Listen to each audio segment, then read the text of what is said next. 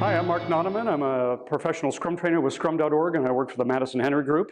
And today I want to talk to you about empiricism.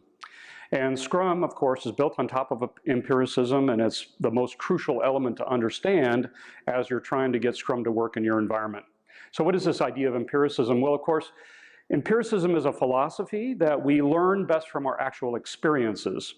And to use empiricism, that helps us emerge the best fit solution to complex problems. Of course, Scrum is designed for complex problems. Now, to explain empiricism, I like to use an analogy of the thermostat. Everybody has one, you're used to it, but you might not think of it as an empirical device. So let's see, how does a thermostat work?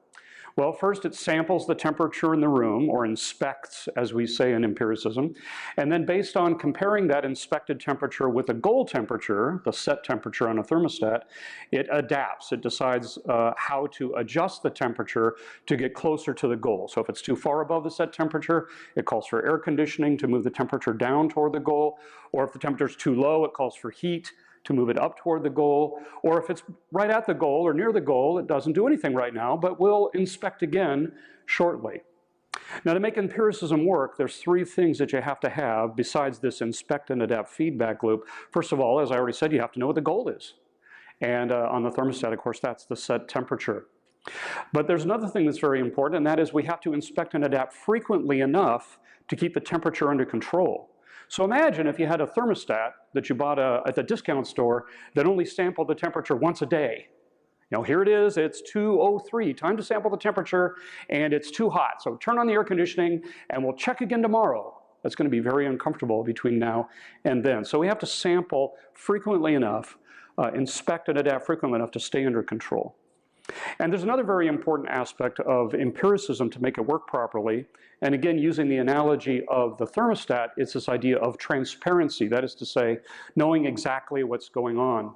Now, a couple months ago, I was in London. I was at a conference, and as you probably know, in England, every day at 4 o'clock, it's tea time. Everybody turns on their electric kettle. Imagine it's 4 o'clock. I turn on my kettle for tea, and I put that kettle right underneath the thermostat. What's going to happen? Well, the thermostat's going to read bad data. It's going to inspect the incorrect temperature and adapt incorrectly. It's going to think it's warmer, it's going to call for air conditioning, and the temperature in the room will move improperly away from the goal. So again, for empiricism to work properly, we're going to be inspecting and adapting.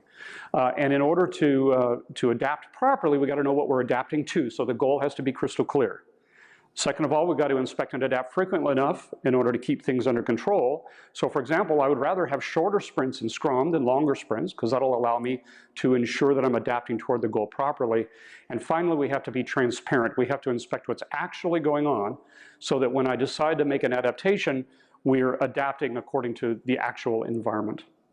So don't forget that empiricism is an essential element of Scrum, and is the critical way by which we can emerge the best fit solution to complex problems. This is Mark Noneman from Madison Henry. If you need more help, go to the Scrum.org webpage or madisonhenry.com, and we'll see you in a class.